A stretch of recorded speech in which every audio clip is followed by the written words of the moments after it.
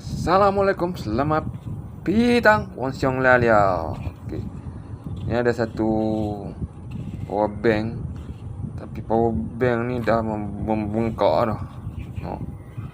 Dah nak pecah dah dia punya cover ni.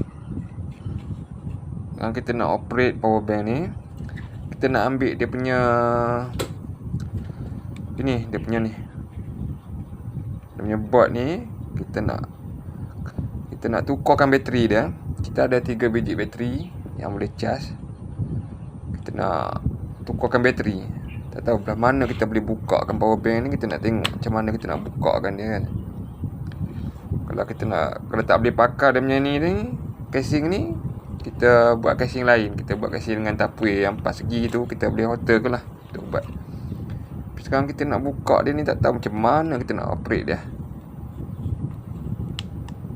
Kita kena colok dari sini rasanya. Nanti kejap. Okey, kita colok dari sini. Bismillahirrahmanirrahim. Dia macam tak ada celah dah.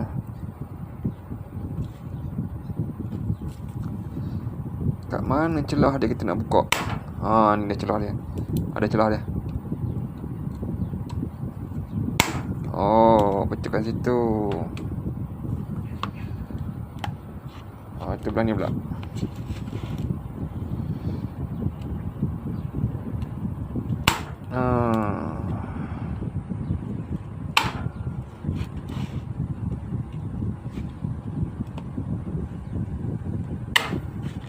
Okey,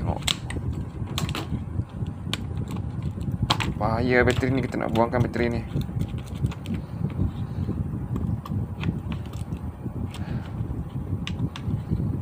Bateri dia tu dah kembung kan.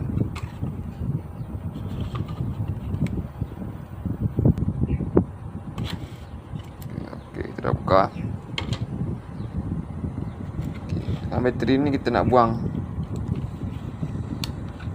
Okey, nak buangkan bateri ni pasal dia dah kembung.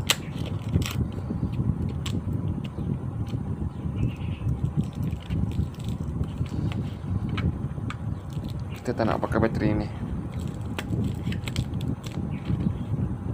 Katanya boleh pakai casing ni balik. Kita keluarkan bateri ni.